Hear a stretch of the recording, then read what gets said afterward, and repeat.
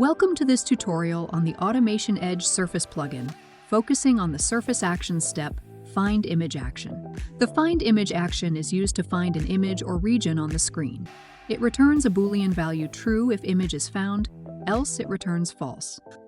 We'll walk through configuring and executing a Find Image automation workflow. We'll build upon our previous drag-drop action workflow discussed in the video for the drag-drop action. Open AutomationEdge Process Studio.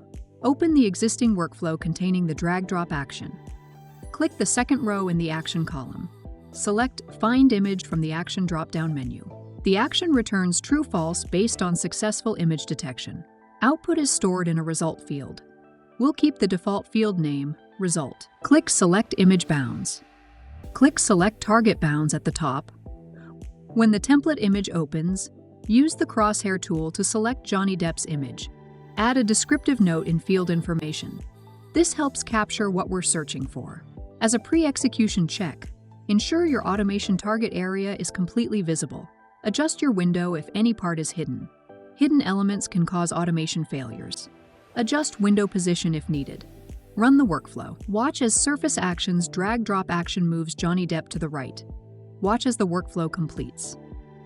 The result field shows true when the image is found. Despite image movement with drag-drop, the action succeeds. If the surface action step cannot find the template image, the find end. Image action searches the selected target regions within the entire visible area. It returns a Boolean as the result. Here are some tips for design and execution.